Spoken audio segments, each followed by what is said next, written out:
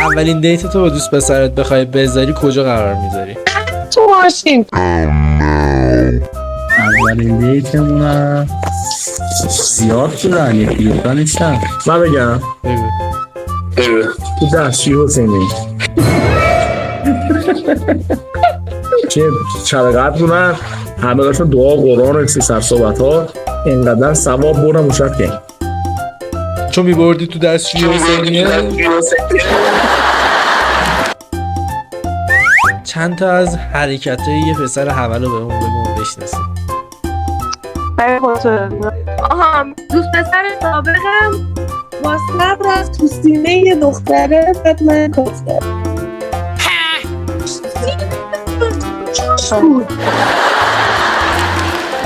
بگو بفهمم حوله باش تا دستشویی هم نمیرم.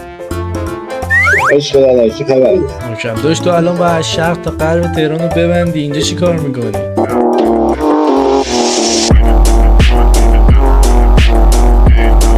کردم داریم آماده سازی میکنیم بریم شهر رو ببندیم. میدونم چی میگی تو الان چند تا شهر رو گرفتی؟ یه دیگه از افتخارات کرده کرمانشاه با ما بهش بگی. واقعا اصلا دوست نداشتم الان اینجا باشم. بچه کجایی؟ قرار هر چی خوبه تو کرج نهفته است. من نمیفهمم واقعا چرا موهاشونو که رنگ میکنن به خودشون میرسن، بلدن رابطه رو، اینجوری هم ترمیم.